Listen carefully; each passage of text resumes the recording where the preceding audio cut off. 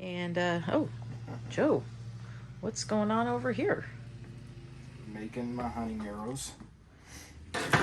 So I like to take the full wrap, take the logo off the bottom just because it'll end up getting cut off anyway. I split the difference in the tape and then figure out where I want the wrap. So it sits down a little bit from the back of the arrow. And one of the things I like to do is I like to mark where I want the vane so I know where the wrap can go. So I'm going to go white on white this year. I usually go neon red wrap on a neon yellow vane because I see that really well. But this year I'm going to go white on white. And the standard for an arrow is the third tick up on a Bitzenberger. That matches factory fletchings, but it also is usually keeps it off of your face if you run a beard or anything. It keeps the back of the fletching off of there. The further back you run it or the further forward you run it, it'll affect FOC and control. So I found that I like this in that spot right there. To make sure the arrow or the wrap lays in the middle of that. So I could run it forward or back. If I run it back, the tip of the vane will be right at the front.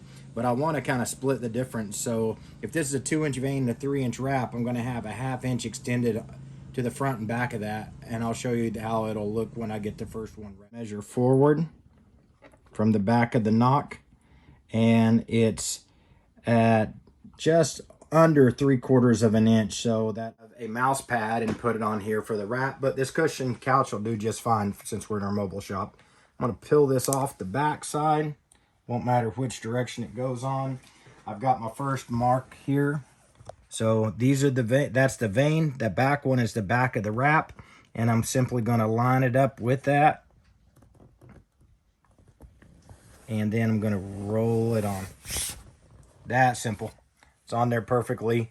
You can do the mouse pad too. Anything that has a little bit of push back is going to work really well.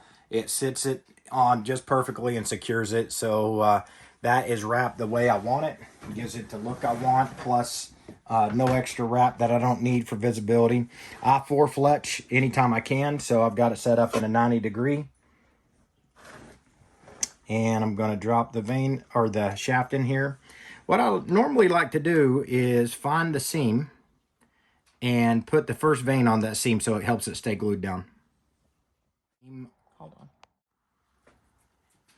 All right, so I've turned the nock until the edge of the wrap is on where the first vane will line up. I like to use the AAE Max Bond glue. It by far seems to be the best that I found. I've got my arrow vane where I want it from the blazer vane from Boning, and now you can see I'm dry fitting it there, make sure the helical's set the way I want it. I run a left helical. It's just my preference because the arrow kicks out turning to the left already, so I figure why fight it. So on this particular bow, it lays up just right. And so now that I've dry fitted, I'm going to sit there and put about 4 or 5 drops along the edge of that, maybe even a little bit more. And all I'm going to do is just smear it in and get that glue all along the spine or the base of that vane. Make sure that it's covered everywhere. You don't want so much that it runs off. It'll just make the job look ugly. But if you're going to make a mistake, that's the one to make. Too much glue and ugly is better than too little glue and flying off. Then you hit that down on the base. It's got magnets on the side of it. Press it down. 30 seconds later, you can pull it off and do the next. Put your next one on. Locate it in the same spot. And again, drop it on the back. Let the magnet grab it. Then you're just going to rotate it down from the back to the front, pressing firmly. Let it sit for about 15 or 30 seconds, depending on the condition. If you're really in a humid area, I would let it sit for probably a minute. But here in Fresno, where we're at right now, we're on the road. It's about 73 degrees, and it's really pretty nice outside. All right, been about 30 seconds. Open the clamp, pull it off. Again, what I like to do is make sure I don't have any excess glue on the clamp. Then I'll take even after you've opened it. But if you want it to last longer, put it in your fridge and then pull it out a day before you're going. 20 seconds later, I'm going to pop it up, remove. Slide it down, press it from the back to the front, pushing down firmly. If you notice, I'm pushing back on the shaft with my top hand too. If you want to fletch good arrows, I like the Bitzenberger just about above anything else. It's a clean looking arrow. It's going to fly really well. It's got a left helical on it.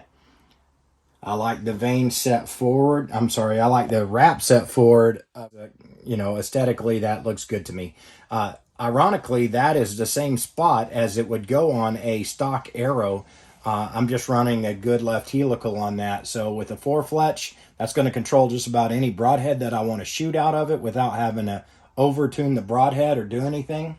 And it's going to be the look I want, and hopefully I'll see red on it this fall.